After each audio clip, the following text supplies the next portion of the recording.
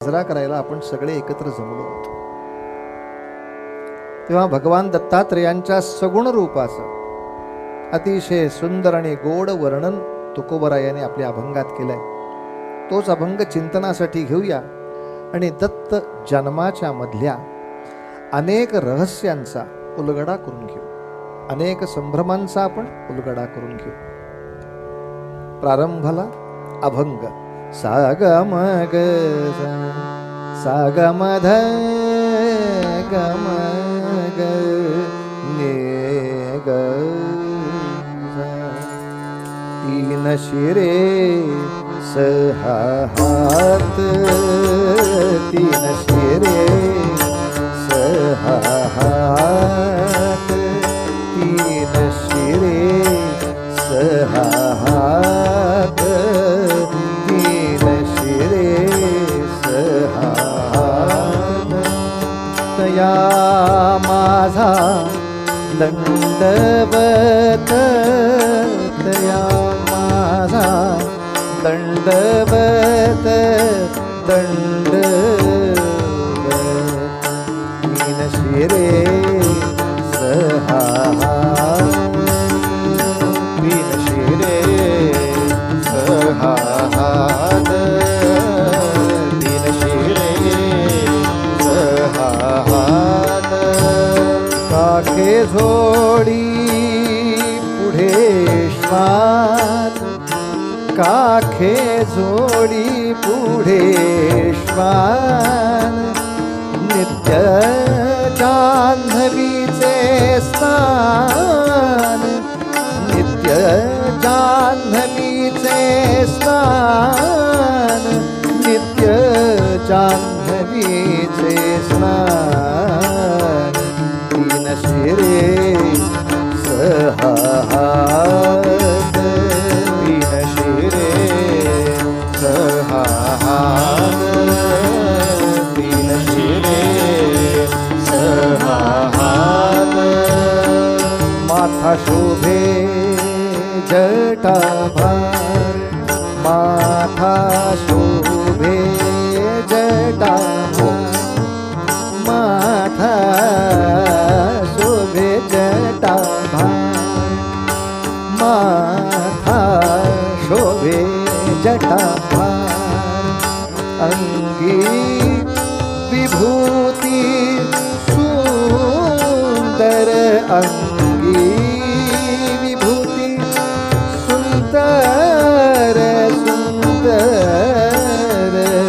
सुंदर तीन शिरे सहा हात तीन शिरे सहा हात तीन शिरे सहा हात शंख चक्र गदा हाती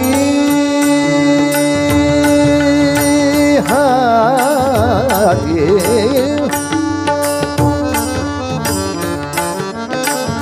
शंख चक्र गदा हाती पायी खडाबा करुजती पायी खडाबा करजती पायी खडाबा करजती तीन शिरे सहा हात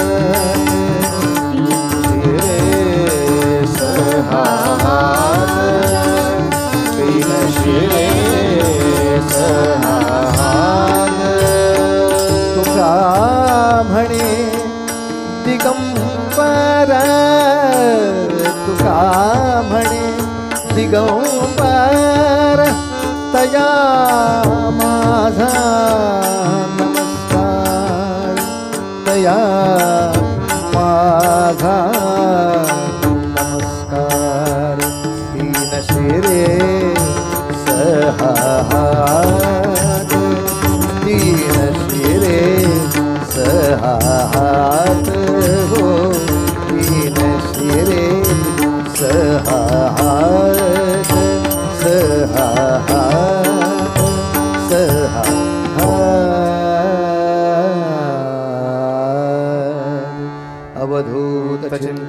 श्री गुरुदेव दत्त. या अभंगामध्ये महाराजांनी भगवान दत्तात्रेयांची जी सर्व प्रचलित मूर्ती आहे त्याचं वर्णन केलं आहे. दत्त संप्रदायामध्ये किंवा नाथ संप्रदायामध्ये असे अनेक दत्तभक्त आहेत की ज्यांच्याकडची उपास्य मूर्ती एका तोंडाची आणि 2 हाताची अशीच दत्तमूर्ती आहे. अनेक दत्तभक्तांच्या देव्हाऱ्यामधल्या दत्तमूर्ती या एकमुखी आणि द्विभुज अशा अनेक ठिकाणी आहेत. पण सार्वत्रिक प्रचार या मूर्तीचा आहे की ज्या मूर्तीला 3 मस्तक आहेत आणि 6 हात आहेत आणि 2च पाय आहेत. 3 शिरे 6 हात तया माझा दंडवत. येथे शिर हा शब्द म्हणायचा असल्यामुळे त्याचा उच्चार ऱ्हस्व आहे आणि लेखनही ह्रस्व आहे, त्यामुळे आपल्याला समजायला सोपं आहे.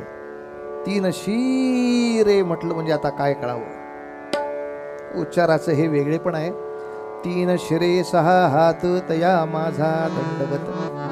तर ही मूर्ती अशी का झाली याचं कारण सांगायचं आहे. देवांचे इतर अवतार आणि दत्त अवतार याच्यामध्ये बरेच भेद आहेत. एकच भेद नाहीये, बरेच आहेत. एक 4-5 भेद त्यातले पाहूया. बाकीचे जे सर्व अवतार आहेत ना ते एकेका देवानी घेतलेले आहेत. म्हणजे मग मत्स्य कच्छ वराह नारसिंह वामन परशुराम राम कृष्ण बुद्ध कल्की 10 अवतार पण घेतले कोणी? एकाच विष्णूचे. अर्थात असे दशावतार पूर्वी लोकांना पाठ होते का? शाळेत होते? शाळेत नव्हते, पण आपल्या घरामध्ये जेव्हा काही मंगल कार्य असायचं, लग्न कार्य असायचं, तेव्हा भटजी बुवा हे सगळी नावं घ्यायचे. त्याला मंगलाष्टक म्हणतात. वधूवरांचं मंगल व्हावं यासाठी जे म्हटलेलं अष्टक त्याला मंगलाष्टक असं म्हणतात.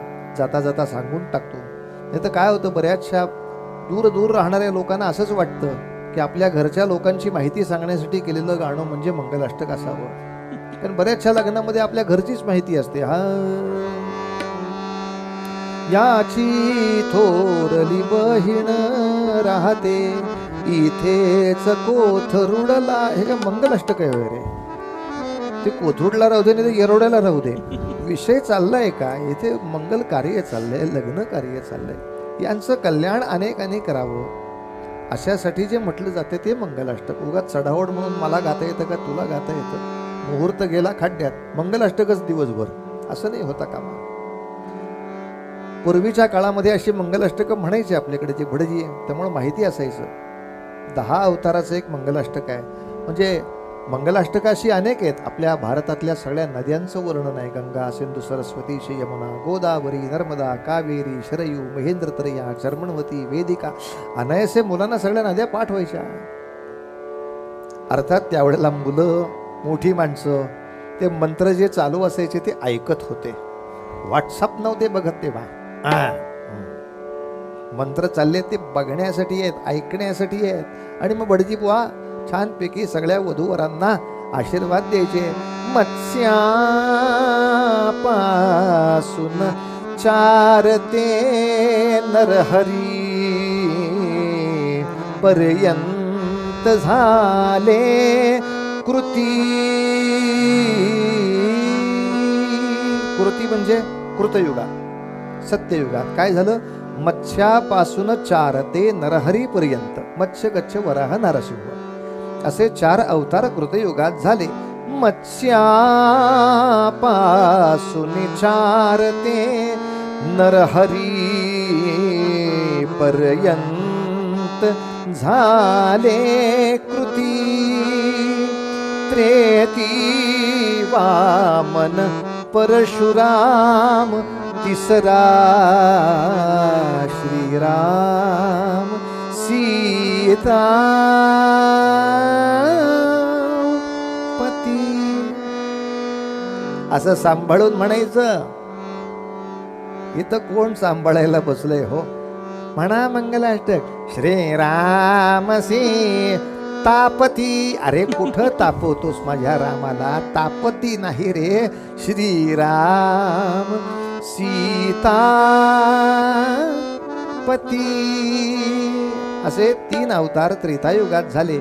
ऐसे हे अवतार 7 मग तो द्वापारीचा 8वा. द्वापार युगामध्ये एकच अवतार कुठला? श्रीकृष्ण. पुढे कली माझी बौद्ध नववा. कलकी पुढे 10वा. शुभमंगल सावधान. काय गोड पद्धत आहे आपल्याकडे बाबा. असं काही मंगल म्हणावं. या मंगलाष्टकातनं आपल्याला कळायचं की अरे 10 अवतार घेतले विष्णूनं. मारुती हा महारुद्र नावाचा अवतार घेतला एकट्या शंकरांचा. लक्ष्मण हा शेषाचा अवतार एकट्या शेषाचा. जगन्माता पार्वती हा त्या आदिशक्तीचा अवतार एकट्या शक्तीचा. पण या अवतारामध्ये दत्तात्रेय कोणाचा? कोणा एकाचा नव्हे, तो तिघांचा मिळून अवतार आहे. हे दाखवण्यासाठी केलेली चित्रमय कल्पना म्हणजे 3 शिरे 6 हात तया माझा दंडवत. लक्षात घ्या, 3 डोकी आणि 6 हात हे डोळ्याला दिसणारी गोष्ट नव्हे, कल्पनेनं तयार केलेलं चित्र. आणि कल्पनेनं जे निर्माण केलं जातं ते आपणही आपल्या कल्पनेनं ज्ञानाने ओळखायचं असतं. म्हणून एकनाथ महाराजांनी आग्रहाने सांगितलंय त्रिगुणात्मक त्रयमूर्ती दत्त हा काय पहा. पहा कसा दिसणार नाहीच आहे, त्रिगुणात्मक आहे म्हणून असा दत्त आहे हे तुम्ही जाणा. तो जाणा शब्द आहे. त्रिगुणात्मक त्रयमूर्ती दत्त हा जाणा म्हणून तो असा उभा केलाय. आमच्याकडं वात्रट जास्त. असं नाही बुवा, असं नाही. 3 डोकी आहेत, 6 हात आहेत, 2 पाय आहेत, असं कोणीतरी तुम्ही आम्हाला दाखवायचं आहे. याचं काही मजा नाही. दाखवू बुवाचं डोकं काही वाया द्यायचं नाही. चला म्हणलं रस्त्यावर जाऊया, दत्तात्रेयांचं दर्शन घडवतो. रस्त्यावर हो. समोरच्या चौकातून स्कूटरवर बसून जो टेबल शीट येईल त्या स्कूटर समोर दगड टाक. छोटा स्कूटर आली, दगड टाकल्याबरोबर त्या स्कूटरवाल्याने काच काच काच काच काच काच काच ब्रेक दाबले. एवढं काय ब्रेक दाबायला झालं? म्हणून एकानं इकडून बघितलं, एकानं इकडून बघितलं. दिसतायत का तुला 3 डोकी? दिसले. 6 हात दिसले का त्यांचे? दिसले. पाय 2च दिसतायत ना, एकाच स्कूटरवर आहेत त्यामुळं पाय 2च दिसतील ना आता. हो, माझी जबाबदारी संपली. आता 3 खाली उतरल्यावर त्यांना सांग तू काय केलं असते. माझी जबाबदारी हे दाखवण्यापुरतीच होती. उगा आपला वेड्यासारखा काहीतरी माणसं हट्ट धरतात. 3 शिरे 6 हात ही कल्पनेनं केलेली मूर्ती आहे. याला प्रतीक चित्र असं म्हणतात. रावणाला 10 तोंड आहेत हे प्रतीक आहे. याला 10 मस्तकांची बुद्धी शक्ती एकत्र आहे. 20 हाताची ताकद त्याच्या एका हातात आहे हे दाखवण्यासाठी. पण आपण त्या शब्दार्थाकडे जास्त जातो. रावणाला जर 10 डोकी असतील तो कुशीवर कसा झोपेल? तुला काय करायचंय त्याच्याशी? ते कुशीवर कसा झोपेल? रावणाला सर्दी झाली तर हातरुमाल किती लागतील? त्याची छत्री केवढी मोठी असेल? आणि या सगळ्यापेक्षा तो लहानपणी शाळेमध्ये जाताना एकटाच समूहगीत म्हणेल का? 10 तोंड ती एकट्याचीच आहेत त्याच्या.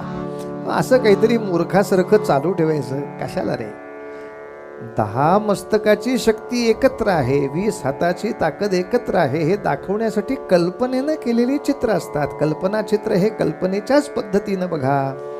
असो तेव्हा 3 अवतारांचा, 3 देवांचा मिळून एक अवतार हा इतर अवतारातला आणि दत्त अवतारामधला एक फरक पाहिला. अजून एक फरक सांगणार आहे. आणि दुसरा फरक असा आहे की बाकी इतर कोणाही अवतारात एखाद्या झाडाचं महात्म्य नाही आहे. की रामचंद्रांची मूर्ती नाही मिळाली का त्याच्याऐवजी या झाडाची पूजा करा म्हणजे रामाची पूजा झाली, असं महात्म्य नाही. कृष्ण नाही सापडत आहे का? या झाडाची पूजा करा, नाही सापडत. कृष्णासाठी कदंब हे झाड प्रसिद्ध आहे. तो कदंबाच्या तटी तो चेंडू फळी खेळायचा, हे मान्य आहे. पण कृष्णाला पर्याय म्हणून कदंबाच्या झाडाची पूजा नाही चालत, नाही चालणार. देवीसाठी कुठलं झाड आहे का? नाही. गणपती त्या शमी वृक्षाचं महात्म्य आहे, पण मूर्तीच्या ऐवजी वृक्षाची पूजा करता येईल असं ते महात्म्य नाही. याच अवतारामध्ये ते महात्म्य आहे जे औदुंबर वृक्षाचं आहे, की दत्तांचं मूर्ती रूपामध्ये पूजन फार कमी ठिकाणी आहे. औदुंबराच्या तलवटी ज्या पादुका आहेत तेच दत्तात्रेयाचं सगुण रूप साकार मानून दत्त वसे औदुंबरी, दत्त वसे औदुंबरी, औदुंबरी, दत्त वसे औदुंबरी, दत्त वसे औदुंबरी, दत्त वसे औदुंबरी, दत्त वसे औदुंबरी. जिथून काढता येईल तिथनं रांगोळी काढूया दत्ता पुढे. दत्त दत्त दत्त दत्त वसे औदुंबरी, त्रिशूळ डमरू जटाधारी, त्रिशूळ डमरू जटाधारी, त्रिशूळ डमरू जटाधारी. एका जनार्दनी दत्त, एका जनार्दनी दत्त, एका जनार्दनी दत्त, एका जनार्दनी दत्त. रात्रंदिन आठवीत, रात्रंदिवस आठवीत, रात्रंदिन आठवीत. दत्त वसे औदुंबरी, दत्त वसे औदुंबरी, औदुंबरी. मूर्तीच्या ऐवजी एका वृक्षाचं महात्म्य आहे. आणखीन एक फरक आहे. भरतानी रामचंद्रांच्या पादुकांचं पूजन केलं, त्या पादुकाच सिंहासनावर ठेवल्या. मध्यंतरीच्या आपल्या कालखंडामध्ये आधुनिक काळात राम मंदिराच्या या प्रकल्पामध्ये सुद्धा रामपादुका पूजन नावाचा एक मोठा प्रकल्प झाला.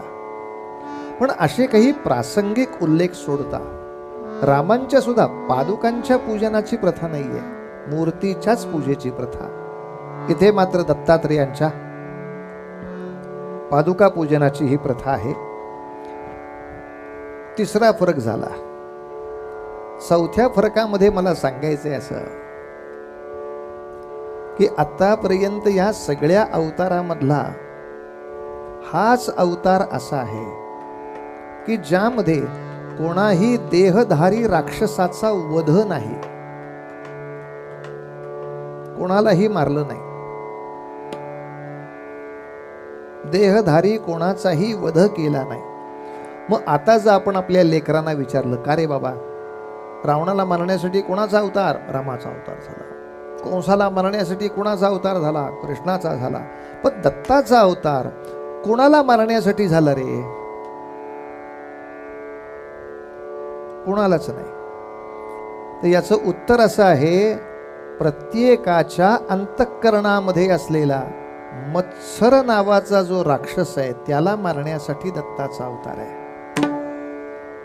आपल्या मनामध्ये अहंकार नावाचा जो राक्षस आहे त्याला मारण्यासाठी दत्तांचा अवतार आहे. आणि एवढ्याच साठी त्यांच्या मातेचं नाव अनसूया असं आहे. अनसूया या शब्दातच आपल्याला सूचना आहे एकमेकांच्या बद्दल मत्सर वाटणं, एकमेकांच्या वाईटाची इच्छा होणं, यालाच म्हणतात असूया. असूया म्हणजे रोडगा वाहीन तुला, सासरा माझा गावी गेला तिकडचं खपव त्याला. सासऱ्याबद्दलची भावना, सासू माझी जाच करते लवकर नेग तिला, आणि नंदेचं कार्ट किरकिर करतन खरूज येऊ दे त्याला.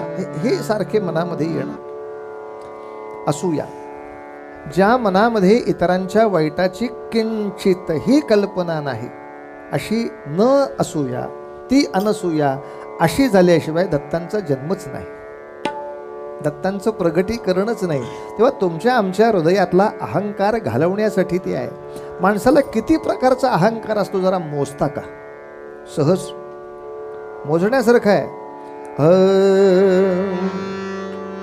त्रैलोकी धनवंत मी, प्रबल मी, विद्याब्धी मी, धीर मी, ज्ञाता मी, नरनाथ मी, चतुर मी, सर्वज्ञ मी, श्रेष्ठ मी, भोक्ता मीच, सुजान जान जगतिया, स्वानंद मी, शूर मी, मी हेच कळे परंतु नकळे, कोठील मी, कोण मी, अवधूत चिंतन श्री गुरुदेव.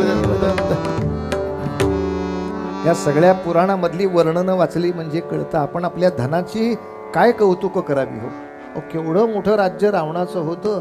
काय ती सोन्याची लंका, हा हा हा हा हा, सोन्याची लंका म्हणजे काय चेष्टा आहे काय? अहो, त्या लंकेतल्या प्रत्येकाच्या घरातल्या फरशा सोन्याच्या, भिंती सोन्याच्या, विटा सोन्याच्या, मुलामा सोन्याचा, अंगावरचे कपडे सोन्याचे, अलंकार सोन्याचेच, खऱ्या सोन्याचे, असे सगळ्यांचे. त्याला सोन्याची लंका असं म्हणतात. काय श्रीमंती रावणाची आहे, वा रे वा. आता पोरांना हे पण माहीत नाही हो. मी एका लेकराला विचारलं, बाळा, रावणाच्या लंकेला सोन्याची लंका असं का म्हणतात?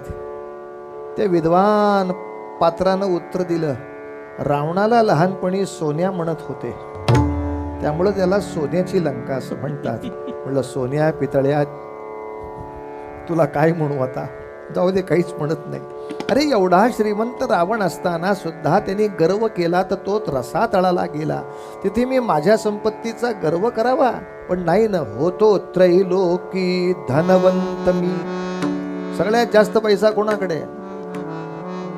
आज्याकडे. मग काल कशाला आला होता? नाही, थोडे पाहिजे होते. मग काय धनवंत मी, त्रैलोकी धनवंत मी, प्रबल मी. आपण रस्त्यावरची भांडण आहे का?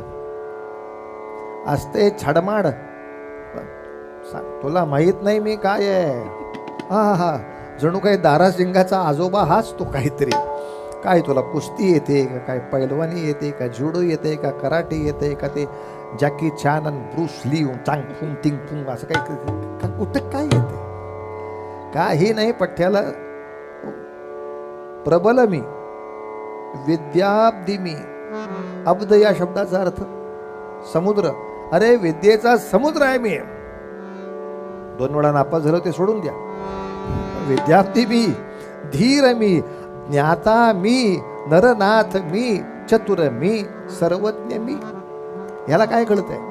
इथनच सुरुवात. हे सर्वज्ञ असं नसतं ना रे. आणि आपल्या व्यवहारामध्ये सुद्धा मी फार त्रासदायक आहे. एवढ्यासाठी ज्यांना ज्यांना शक्य असेल त्यांनी आपापल्या श्लोकांमध्ये सुद्धा जरा बदल करा.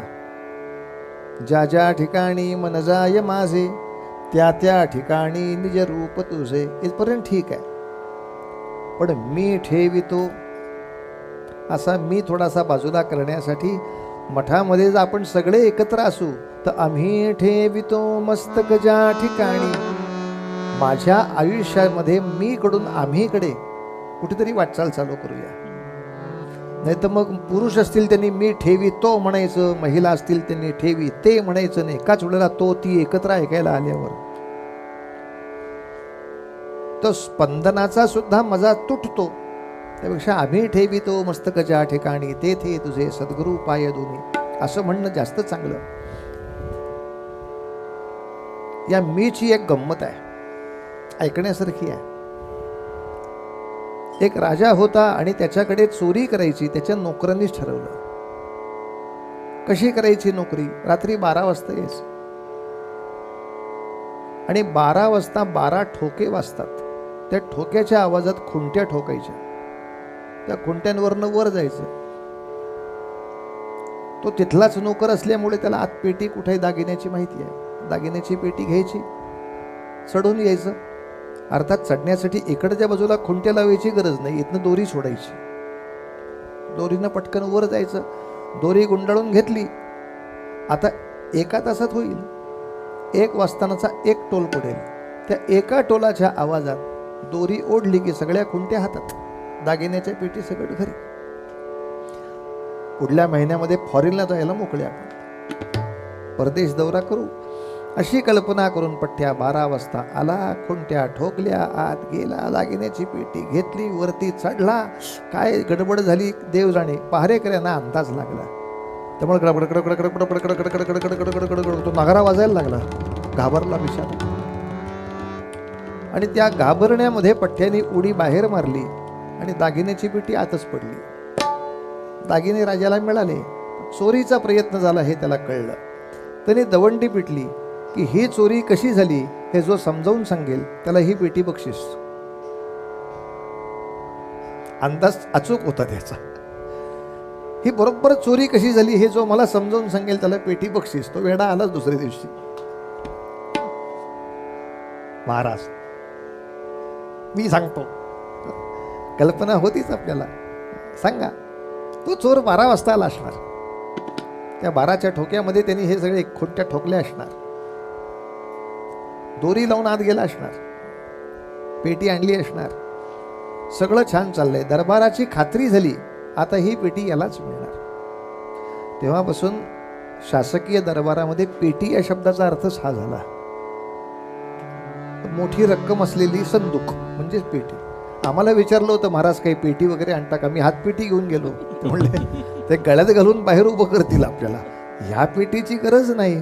तर सगळ्या दरबाराची खात्री. काय अचूक सांगतोय बाबा. याला बक्षीस मिळणार. पण शेवटच्या क्षणाला फसला बिचारा. आता मलाच बक्षीस मिळणार हे त्याचं त्याला पण कळलं. आणि त्या आनंदाच्या भरात गडबड केली अशी. पण लाहो तो चोर त्या तटावर आला असणार. पहारेकऱ्यांना तुमचा अंदाज लागला. त्यामुळे बडबड बडबड बडबड बडबड त्याने नगारे वाजवायला लागले. त्या नगाऱ्याच्या आवाजामुळे झालं काय महाराज? गडबड झाली. पेटी पडली आत, मी पडलो बाहेर. सगळं चांगलं चाललं होतं की रे. इथं मी शब्द फक्त नको होता. तो चोर पडला बाहेर. एवढ्या एका अक्षरात त्याला सगळं मिळत होतं. पण नको तिथे मी येतो ना हो. पर्याय नाही. त्या मी नावाच्या अहंकाराची आणि त्याच्या बरोबरीनं येणारा मत्सर नावाचा अहंकार. मत्सर या शब्दाचा अर्थच आहे माझी सर कोणाला येता कामा नये. मत्सर कोणी नाही. आणि जर असेल तर त्याला मी नष्ट करीन, संपवीन. याच्यामुळे या विश्वाचं जेवढं कल्याण झालं तेवढं महायुद्धानं पण झालं नाही. महायुद्ध का होतात? एक राष्ट्र दुसऱ्या राष्ट्राशी मत्सर करतं. 2 प्रांत एकमेकाशी का लढतात? ते एकमेकांच्या सुखाशी मत्सर करतात.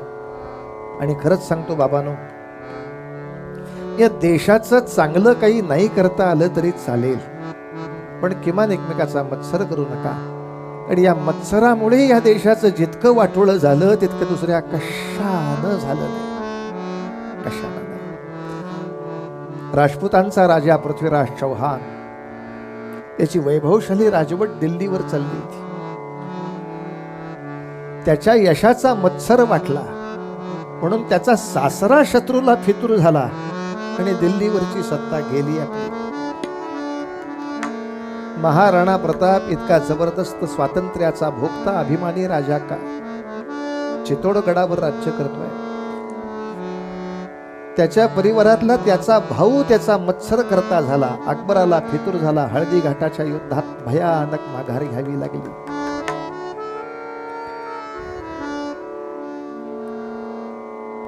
पृथ्वीराजाच्या विरोधामध्ये ज्या जयचंदानं फितुरी केली, ज्या सासऱ्यानं फितुरी केली, त्या सासऱ्याला काय बक्षीस मिळालं?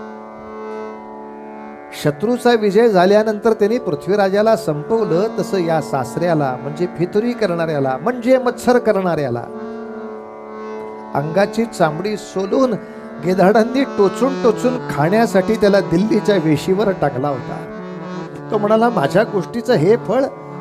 घोरी म्हणाला, नालायका, जो आपल्या मुलीचं सौभाग्य सुद्धा राखायची आपल्या स्वार्थापुढे भान ठेवत नाही, त्यांची आमच्या दृष्टीने लायकी एवढीच. अरे, फितुरांना सुद्धा असंच वाईट वागवलं जातं हे कळूनही आज सुद्धा फितुरांची कमी नाही, फितुरांची कमी नाही. वासुदेव बळवंत फडक्यांचं स्वातंत्र्य युद्ध उत्तम चाललं होतं. त्यांचा मत्सर करणाऱ्या लोकांनी इंग्रजाला बातम्या दिल्या. चाफेकर बंधूंचं आर्य धर्म प्रतिबंध फार मोठं कार्य चाललं होतं. त्यांचा मत्सर करणाऱ्या लोकांनी बातम्या दिल्या.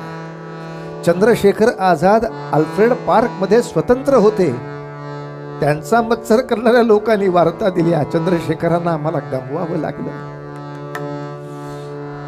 म्हणून मगाशी म्हणालो, नाही देशाचं काही चांगलं करता आलं चालेल, पण किमान आपसात मत्सर करू याचं वाटोळं करण्याच्या नादात आपल्या देशाच्या मांगल्याचं सुद्धा वाटोळं मी करीन, एवढं तरी जमायला नको. एखाद्याच्या वाटोळ्यामध्ये, एखाद्याच्या वाईट करण्यामध्ये समाजाचं, संस्कृतीचं, देशाचं तर काही नुकसान होत नाही ना. किमान एवढा विवेक जरी करता आला, एवढा विवेक जरी करता आला तरी सुद्धा भगवान दत्तात्रेय आपल्यावर कृपा करतील, आपल्यावर कृपा करतील. पण त्यांचं नावच आहे दिगंबर. दिगंबर या शब्दाचा अर्थ लक्षात घ्या.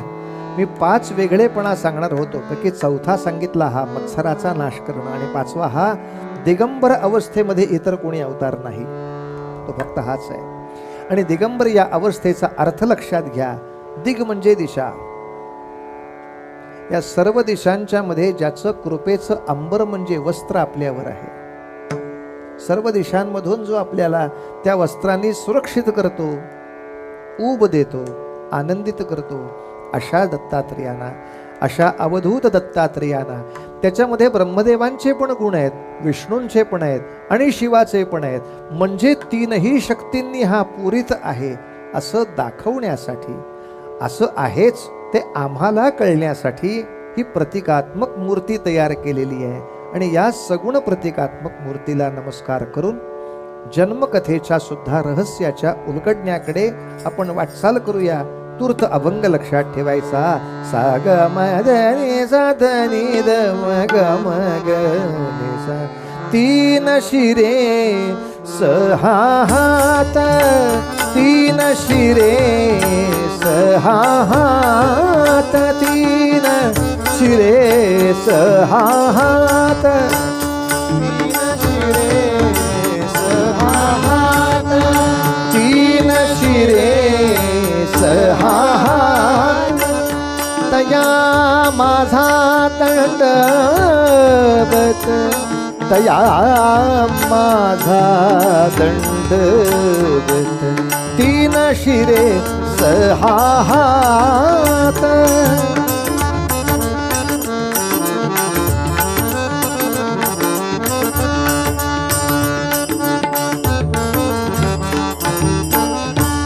तुका म्हणे दिगंबर, तया माझा नमस्कार, तया माझा नमस्कार, नमस्कार. 3 शिरे 6 हात, 3 शिरे 6 हात, 6 हात, 6. अवधूत चिंतन श्री गुरुदेव दत्त. कीर्तनाच्या प्रथेप्रमाणे काही काळ सगळे नामस्मरण करूया. दिगंबरा दिगंबरा श्रीपाद वल्लभ दिगंबरा दिगंबरा दिगंबरा श्रीपाद वल्लभ दिगंबरा दिगंबरा दिगंबरा श्रीपाद वल्लभ दिगंबरा दिगंबरा दिगंबरा श्रीपाद वल्लभ दिगंबरा दिगंबरा दिगंबरा श्रीपाद वल्लभ दिगंबरा दिगंबरा दिगंबरा श्रीपाद वल्लभ दिगंबरा दिगंबरा दिगंबरा श्रीपाद वल्लभ दिगंबरा दिगंबरा दिगंबरा श्रीपाद वल्लभ दिगंबरा दिगंबरा दिगंबरा श्रीपाद वल्लभ दिगंबरा दिगंबरा दिगंबरा श्रीपाद वल्लभ दिगंबरा दिगंबरा दिगंबरा श्रीपाद वल्लभ दिगंबरा दिगंबरा दिगंबरा श्रीपाद वल्लभ दिगंबरा अवधूत चिंतन श्री गुरुदेव दत्त. आपण ज्या ज्या ठिकाणी आहात त्या त्या ठिकाणी थोडं नामस्मरण करा आमच्या बरोबर. हरे राम राम राम हरे हरे हरे कृष्ण कृष्ण कृष्ण हरे हरे. गोपाल कृष्ण भगवान की जय. आपण जी दत्त जन्माची कथा ऐकणार आहात ही गुरुचरित्र नावाच्या ग्रंथामध्ये आलेली आहे. गुरुचरित्र नावाच्या ग्रंथामध्ये जशी कथा आली आहे तशी कथा इतर कोण्याही पुराणात आलेली नाही. इतर अनेक पुराणामध्ये दत्तांच्या जन्माच्या कथा आहेत, पण त्या विविध आहेत. गुरुचरित्रातल्या प्रमाणे त्या नाहीत. मात्र गुरुचरित्रातली सुद्धा जी कथा आहे त्याच्यामध्ये ती कथा ऐतिहासिक आहे असा अर्थ करायचा नाही. ती आध्यात्मिक आहे. अध्यात्माच्याच हिशोबाने त्याचा विचार करायचा. आपापल्या मनातला अहंकार किंवा मत्सर हा दूर केल्यानंतरच भगवान दत्तात्रेयांची कृपा मिळते. हे तत्व आपल्या मनामध्ये ठसण्यासाठी झालेली ही कथा आहे, ही लीला आहे. तर काय लीला झाली आहे, काय कथा झाली आहे की एके दिवशी ब्रह्मदेवांच्या त्या ब्रह्मलोकात भगवान विष्णू, भगवान शंकर सहकुटुंब सहपरिवार आलेले आहेत. एकत्र स्नेह संमेलन, स्नेह भोजन आहे. पण अशा वेळेला आता आपली एकूण ऐश्वर्य, सत्ता याबद्दल किंचित अहंकार भाव यांच्या कुणाच्या मनामध्ये आलेला तर नाही ना. हे सतत तपासण्याचं काम कीर्तनकारांवर ठेवलेलं होतं. त्यामुळं नारद मुनी त्या ठिकाणी गेलेले आहेत. आणि नारद मुनींनी साधारणतः पुरुष वर्गाचा कानोसा घेतला. ठीक आहे, त्यांच्या गप्पा टप्पा चालल्या, त्यांच्याकडे नंतर बघू. आधी महिला वर्गाकडे जाऊन भेटून येतो. नारद मुनी हे ब्रह्मदेवांचे मानसपुत्रच आहेत, त्यामुळं माताच आहे. सावित्री मातेला भेटतो. लक्ष्मी मावशी दिसतायत, पार्वती काकू पण आहेत. सगळ्यांचं दर्शन घेऊया.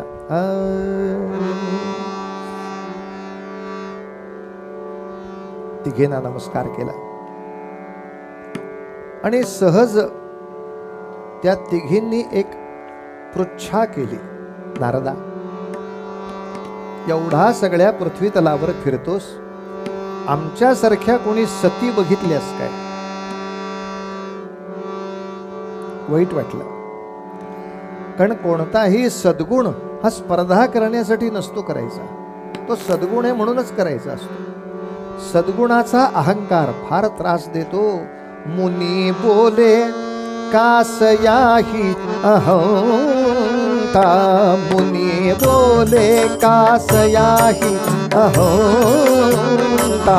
मुनी बोले हो, मुनी बोले हो, मुनी बोले कासयाही अहंता. मृत्युलोकी पाहिली अत्रिकांता, मृत्युलोकी पाहिली अत्रिकांता. धन्य धन्याती तीच सती लोकी, धन्य धन्याती, धन्य धन्याती तीच सती लोकी असे सांगती देवर्षी देवलोकी असे सांगती देवर्षी देवलोकी.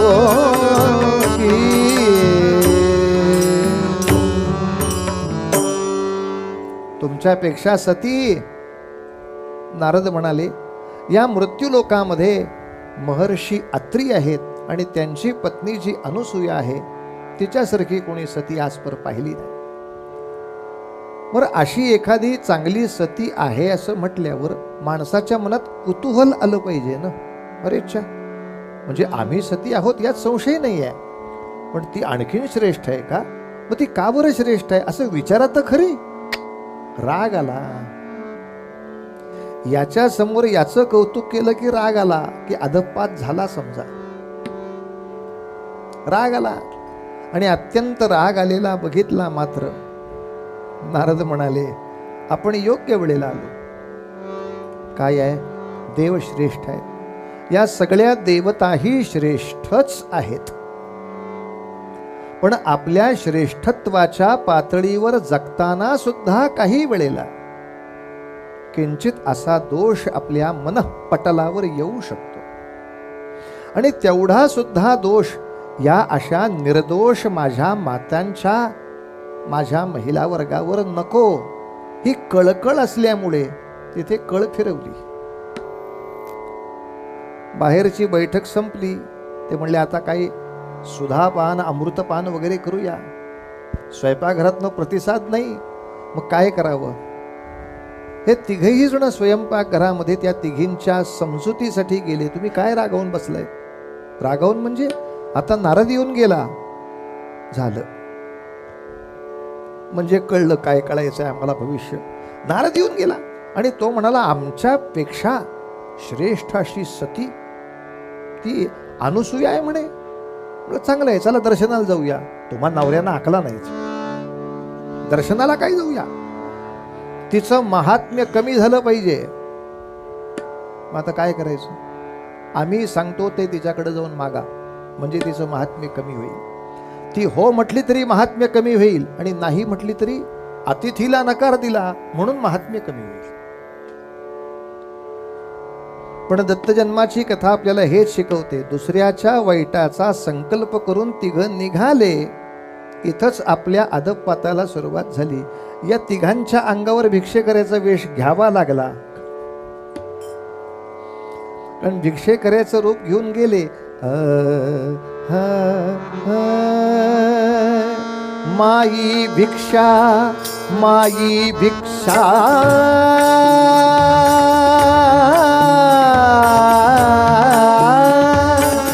माई भिक्षा, माई भिक्षा, रस्तो रस्त पुकारे.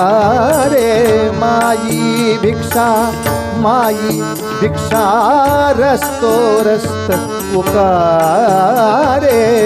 अत्रि मुनि का आश्रम देखत, अत्रि मुनि का आश्रम देखत, तीनों भी वहाँ ठहरे.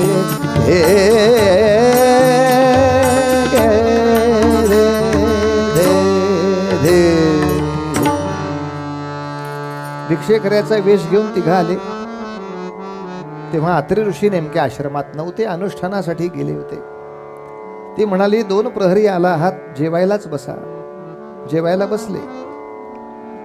पण या तिघांनी मागणी अशी केली, अर्थात पत्नीनं सांगितल्यामुळे मागणी अशी होती की आपण जशा आहात तसे आम्हाला भोजन वाढा, तर आम्ही घेतो. या ठिकाणी शब्द असा वापरला जातो की नग्न भोजन द्यावे. आता याचा अर्थ काढताना काही लोकांनी असा अर्थ काढला की नग्न या शब्दामध्ये न अग्न, अग्नीचा ज्याला स्पर्श नाही असं भोजन द्यावं. पण असा अर्थ काढला तर याच्यात नाकारण्यासारखं काहीच नाही, कारण ऋषीमुनी आयुष्यभर कंदमुळच खात होते, ज्याला अग्नी नव्हताच. त्यामुळं अग्नी ज्याला स्पर्श केलेला नाही ते देण्यामध्ये अनुसूयेला काही कमतरता नाही, किंवा दिलं म्हणून महात्म्य कमी व्हायची ही शक्यता नाही. नाही म्हटलं तर जायची शक्यता नाही, पण नाही म्हणायची गरजच नाही ना. न अग्न, मुळे गाजरं याला काही त्रासच नाहीये.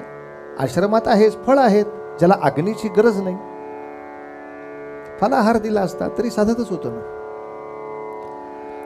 इथे आध्यात्मिक अर्थ आहे, तो लक्षात घ्या.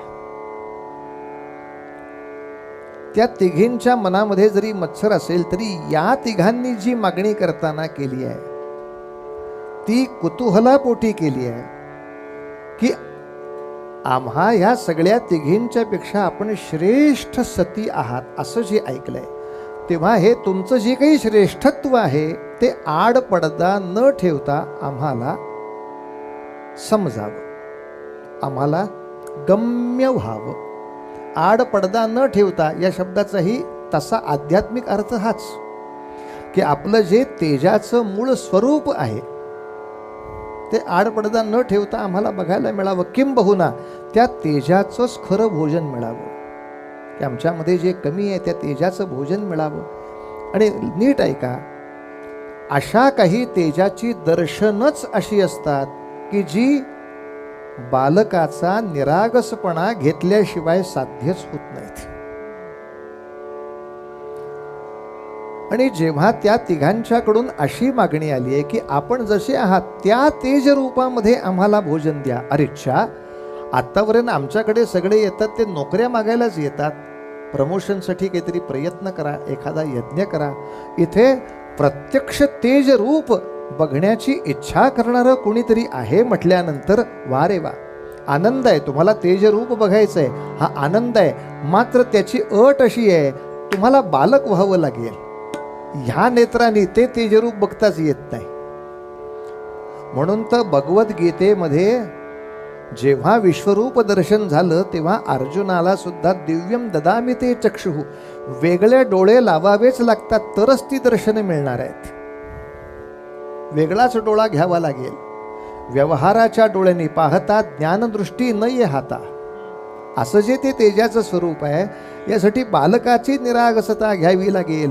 आणि या तिघांची एवढी जर उत्सुकता असेल तर यांना बालकत्व देणं अनुसूयेला काही अवघड नाही. हा द्विजोक्त परिसोनिया दचकली सती मानसी. दचकली म्हणजे असे विद्यार्थी कधी आले नव्हते आमच्यापर्यंत. आमच्याकडे परीक्षेला पास करण्यासाठीच विद्यार्थी येतात, पण विद्या पाहिजे म्हणून येणारे विद्यार्थी सापडलेत. असे न कधी देखिले अतिथी आश्रमी तापसी. मग काय केलं, महर्षी अत्रींचं चरणतीर्थ हातावर घेतलं. पती चरण तीर्थ ही त्वरित सिंचुनी त्यावरी.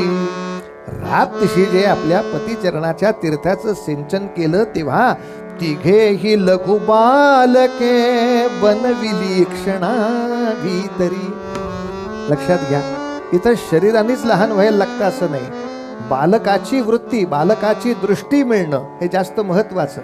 त्यातूनही कोणी म्हटलं पाणी टाकून माणसाचं लहान मूल होतं का, तर आपण लगेच उत्तर द्यायचं पाणी टाकल्यामुळं माणसाचं जनावर होतं का नाही. गटारी अमावस्येला बघता का नाही, माणसासारखी माणसं जनावरासारखी वागताना दिसतात का नाही. बरं, हा सगळा प्रभाव पाण्याचाच आहे का नाही. मग वाईट पाण्याने जर वाईट होऊ शकतं तर चांगल्या पाण्याने चांगलं का ना करायचं. ज्या तपश्चर्येने पूरित झालेले हे पती पत्नी आहेत त्यांनी तो फटका मारल्यानंतर या तिघांचंही रूप बालकाप्रमाणे झालं. आणि मग त्यांना त्या तेजाचं अमृतमय प्राशन करून त्या तिघांना पाळण्यामध्ये घातल्यासारखं आहे. पाळण्यामध्ये म्हणजे त्यांची बालबुद्धी तशीच ठेवली आहे. अत्री जेव्हा आले तेव्हा विचारतात आपल्या घरात पाळणं आणि त्या तिघं मला माहीतच नाही. काय गाडी ब्रेकडाऊन झालेली दिसते कोणाची तरी, इथं कोण आलं रे बाबा. म्हणून आपल्या पत्नीला अनुसूयेला विचारतायत, अग कोठली तिघेही बाळे, कोठली तिघेही बाळे, तू मला सांग बेल्हाडे सांगना, तू मला सांग बेल्हाडे सांगना. बाळांची माता कोठे, आपुले घरी आली का ते सांगना, आपुले घरी आली का ते सांगना. देवा सम सुंदर दिसती, देवा समसुंदर दिसती उमजे ना कोण असती सांगना उमजे ना कोण हे असती सांगना हे सांग सत्वरी माते बाळाचे आपुले नाते आणिले कुणी या नाते सांगते सत्वरी मजला पुसतसे मुनी त्या सतीला सांगना कोणही तिघेही बाळे तू मला सांग बेल्हाळे सांगना कांगना. आणि त्याला तिनं उत्तर दिलंय, हे महर्षी हे फार मोठे आहेत, फार मोठे आहेत.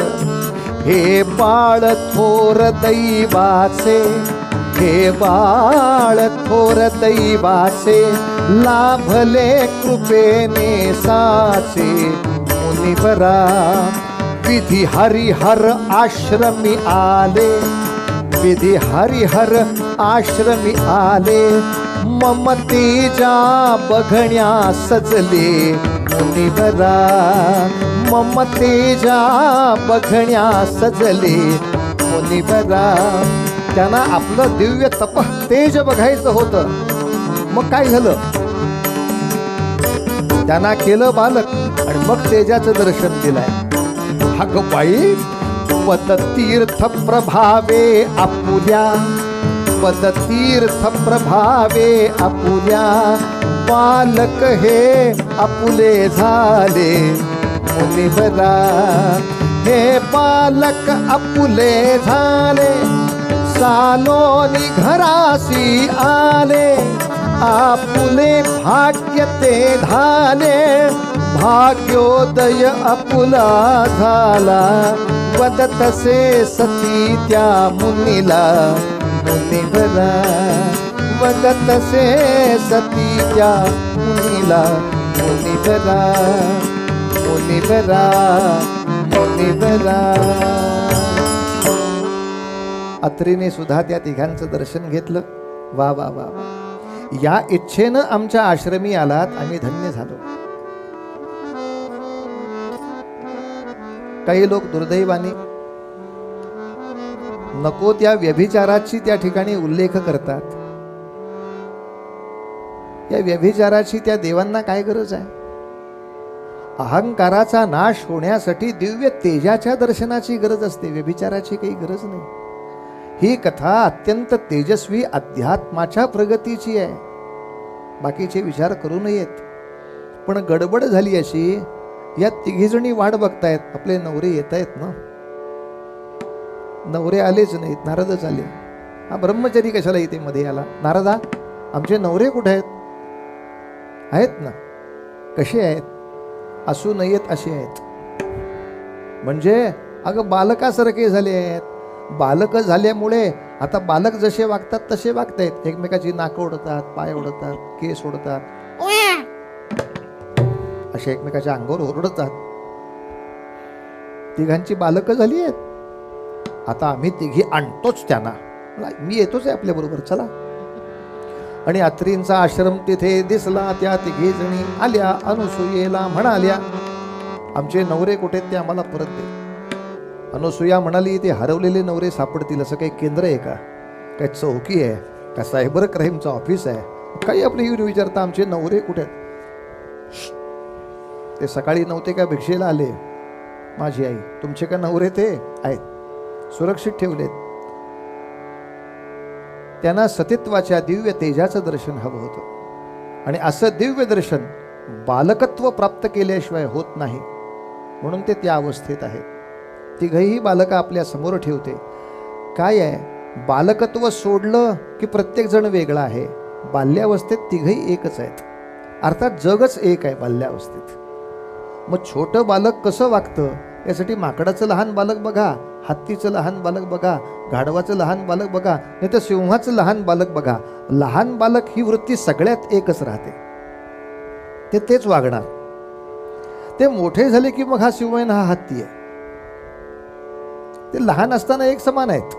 त्या तिघांना समोर आणून ठेवलं. या तिघींना ओळखता येईना यातला आपला नवरा कोणता. आता आली पंचायत. आणि मग मात्र रडायला लागल्या तिघी रडायला लागल्या. या नारदामुळे झालं आपलं सगळं असं गडबड. नारदा, कशाला ही नको ती कळ लावलीस.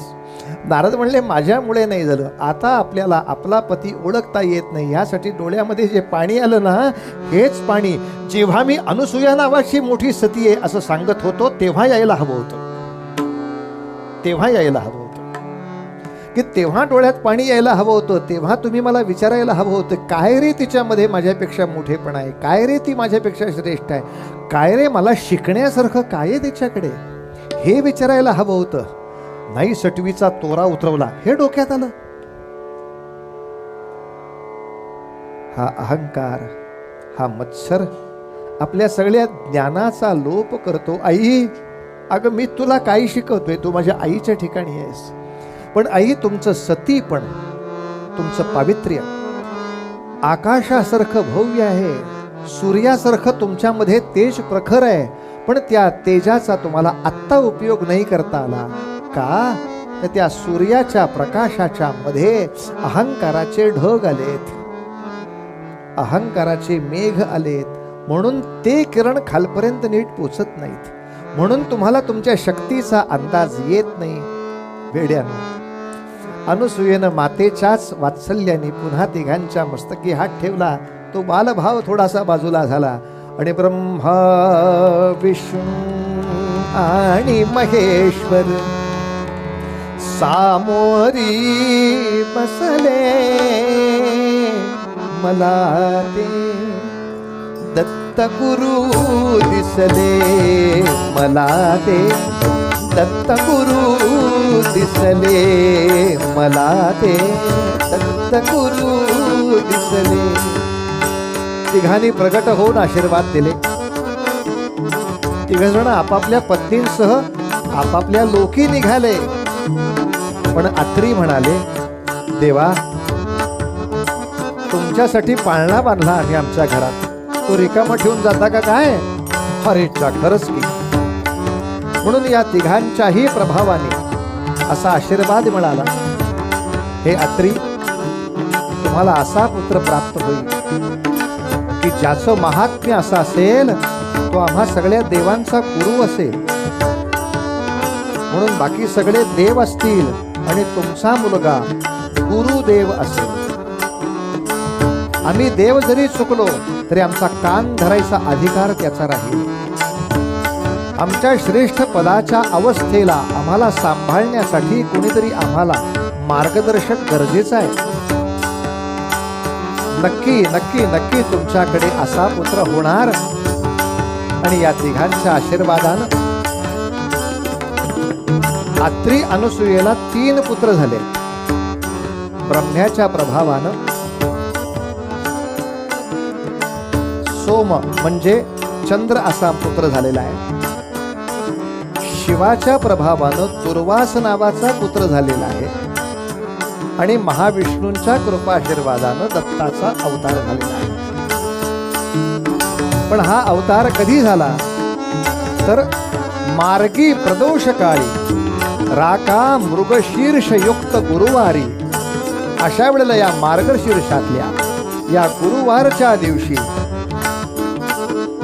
पौर्णिमेचा मुहूर्त साधून तुमच्या आमच्या मनातल्या सगळ्या अमावस्येचा अंधार दूर करण्यासाठी या त्रिगुणात्मक त्रयमूर्ती दत्तानी ह्या पृथ्वीतलावर सायंकाळच्या वेळी अवतार धारण केलाय. महाराज, दिगंबरा दिगंबरा श्रीपाद वल्लभ दिगंबरा, दिगंबरा दिगंबरा श्रीपाद वल्लभ दिगंबरा, दिगंबरा दिगंबरा श्रीपाद वल्लभ दिगंबरा, दिगंबरा दिगंबरा श्रीपाद वल्लभ दिगंबरा, दिगंबरा दिगंबरा श्रीपाद वल्लभ दिगंबरा, दिगंबरा दिगंबरा श्रीपाद वल्लभ दिगंबरा. अवधूत चिंतन श्री गुरुदेव दत्त. या भगवान दत्तात्रेयांना दत्त या शब्दाचा अर्थ दिलेला. म्हणजे आपण दान देतो ना, किंवा याचा मुलगा याला देतात, त्याला दत्तक.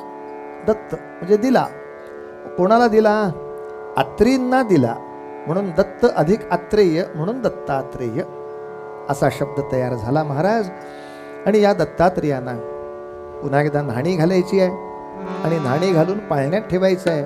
आणि अनुसूयेनं त्यांना जाणीव करून द्यायची आहे की बाबा रे, आत्ता तुला छान झोप, तुला मऊ मऊ गादी मिळेल, पण याच्यानंतर मात्र या सर्व समाजाच्या मनातला अहंभाव दूर करण्यासाठी जेव्हा काखेला झोळी अडकवून एखाद्या भिक्षेकऱ्यासारखा रानामध्ये, वसाहतीमध्ये, राज्यामध्ये, माणसांच्या मनामध्ये असा जेव्हा विचरण करशील, तेव्हा यातलं कुठलंही सुखाचं साधन तुला मिळणार नाही.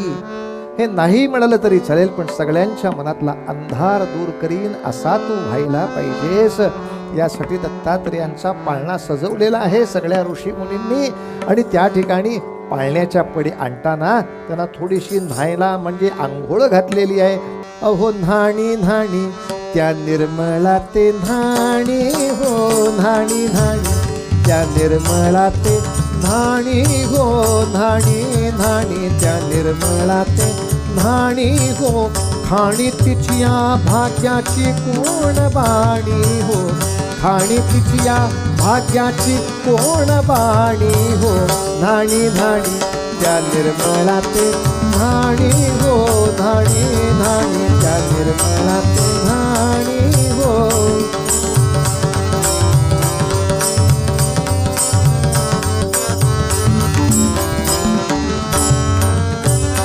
गंगा जन्मे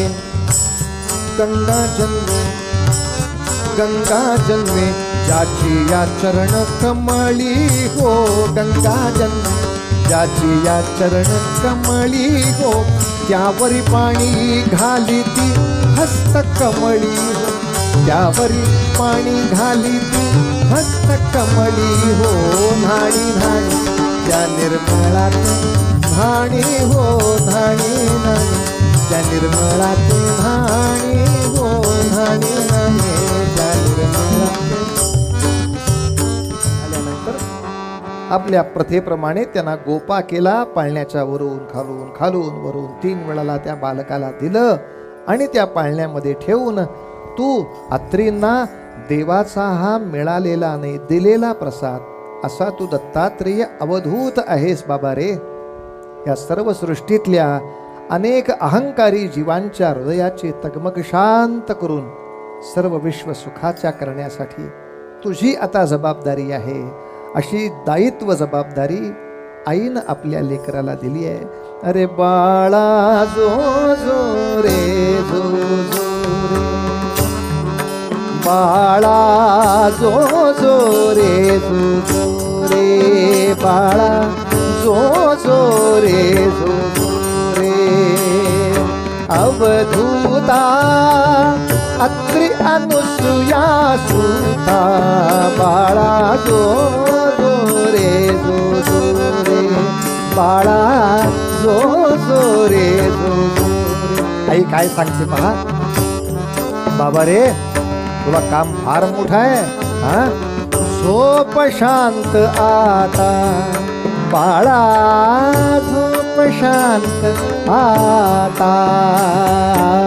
बालपणी तारुण्याची करणी अघटित काळ तुला.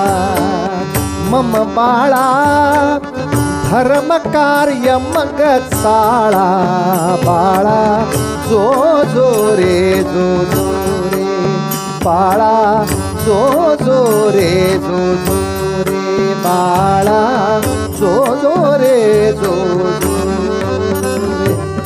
अवधूत चिंतन श्री गुरुदेव दत्त. तेव्हा दत्तांच्या अवतारामध्ये आणि इतर अवतारामध्ये जो फरक आहे तोही लक्षात घ्या. बाहेरचा रावण कंस आहे तो मारणं आवश्यकच आहे, यात संशय नाही.